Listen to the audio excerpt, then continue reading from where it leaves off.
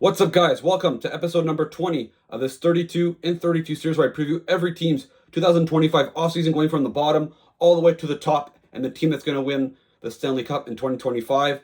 Last episode I did was on the St. Louis Blues, and today's episode is on the Minnesota Wild. So the Minnesota Wild, ever since they've entered the league in the year 2000, they've kind of always been a team middle of the pack, normally make the playoffs, but often basically always get knocked out in the first round.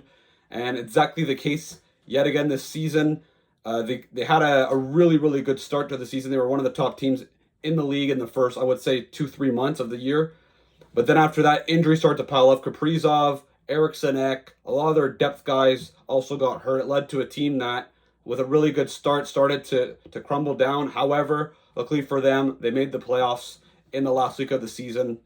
And when Kaprizov and Eriksson Ek came back in the playoffs, well, they gave a pretty good opposition to the Vegas Golden Knights. However, they still lost in 6 games, showing that once again, they're not that far, but at the same time, they're still lacking when it comes to competing with the top teams in the Western Conference and in the whole National Hockey League. The Wild finished 4th place in the Central Division, 13th overall in the National Hockey League. Like I said, they lost in the first round in 6 games to Vegas. The general manager, Bill Guerin, who's been there for the last 4 or 5 years, has done a pretty good job. Obviously, he kind of put himself in a tough situation when he bought out Parise and Suter's contracts. However, the main chunk of the buyout is expiring this summer, meaning that he's going to have a lot more cap flexibility to work with this summer.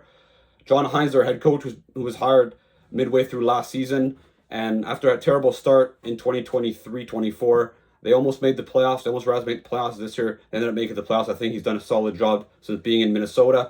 The record, 45 wins, 97 points in 82 games. Their goals for per game, not that surprising when you lose. A guy like Kirill Kaprizov was having a heart-level caliber season in the first half of the year. They finished 25th overall. Their goals against average, tied for 15th, so middle of the pack there. Their power play, 20th overall. Their penalty kill, however, quite disastrous, 72.4% for 30th in the league. So that has a lot of work to do because that's unacceptable for a team that their calling card is mainly defense. You need to work that up. You need to shore that up a little bit. And their expected goals percentage at 5-on-5, also middle of the pack, tied for 19th overall at 49.19%. Their top 5 leading scorers, Matt Boldy, 27 goals, 73 points in 82 games. Marco Rossi, who's a restricted free agent this summer, 60 points in 82 games. Kirill Kaprizov, who played literally half the season, 41 games. He had 25 goals, 56 points, basically equals 50 goals and 112 points. So he's a legit top 5 forward in the league, at least offensively. Matt Zuccarello, still productive at his age, 69 games played, 54 points, 19 goals. And Frédéric Gaudreau, in 82 games, 18 goals, 37 points. When you look at their goaltenders, Phil Gustafsson had a really good season after having a down year last year, which followed an amazing season where he had an over 930 save percentage. This year he had a 914 save percentage in 58 games. And Marc-Andre Fleury in his last season in the NHL before retiring, an 899 save percentage, but 14 wins in 26 games. So he was overall a usable backup goalie. But like I said, he's retiring. They're going to have to find a replacement. You look at the Minnesota Wild's projected 2025-26 lineup before their offseason moves. Kirill Kaprizov, Eriksson Ek, Matt Boldy, so a really good first line. Your second line, Marcus Foligno, Marco Rossi, even though there's been a lot of trade rumors with him, he's currently would be on that second line. And Matt Zuccarello, Yakov Trenin, Marcus Johansson, Ryan Hartman, Liam Ogren, Frédéric Gaudreau, Vinny Hinostroza. After that on defense, Jonas Brodin, Brock Faber, Jacob Middleton, Jared Spurgeon, Zeev Buyam, who's going to be a rookie. I don't know if he'll make an impact like Lane Hudson did with Montreal, but he's certainly a guy that should be one of their better offensive defensemen with Zach Bogosian. And then in net, Gustafsson and Jesper Wallstedt, who would probably who's projected to be their backup as of right now. They have about $15 million in cap space, so if they want, they can improve this team, which still has a bit of work to do. But I do think this is a team that's still well balanced. There isn't missing a lot, but at the end of the day, there's still something that's missing in order for them to get to the next level. Just for them, not a lot of key expiring contracts this summer. When you look at their UFAs, Gus Nyquist, who they acquired at the deadline, it wasn't that great for them. He's probably going to be gone. Justin Brazeau, who was a decent depth pickup from Boston. John Merrill, who's probably also going to walk at 33 years old and to free up some spots for a guy like Zeev Buyam. And also David Juracek. After that, on their RFAs, Marco Rossi, obviously it seems like he would want a pretty big contract that Minnesota's not ready to give. So I think that it seems like he's probably going to get traded.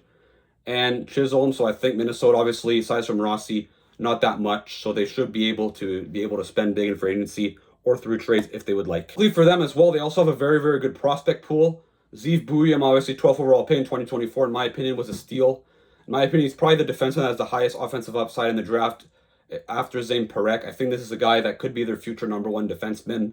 So I think that obviously next season, not expecting a Calder caliber season necessarily, but I think he could be one of the better rookie defensemen in next year's draft, in next year's Calder trophy race.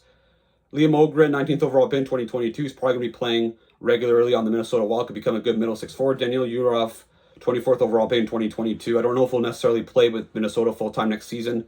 However, he's a guy that they're hoping is going to be their future second-line center. Jesper Wallstedt, 20th overall pick in 2021. A year ago was looking like the best goalie prospect in all of hockey. This year he didn't have a very good season in the AHL, but there's still a lot of potential. It's still unpredictable how a goalie develops. So he could easily next season either play in Iowa or in Minnesota and be dominant. And then Riley Heidt, 64th overall pick in 2023. So I think Minnesota, a very good prospect pool. Not a lot of drafts. They don't have their first round pick this year since they traded it to Columbus for David Jiricek. It would be the 20th overall pick. So overall, Minnesota still has if they would like, they could sacrifice some of their prospects in order to make the team better. However, they do have a very good future with all these young guys coming up. When you look at the Minnesota Wild's needs for the next season and for the future, so immediately, obviously, I look at this team.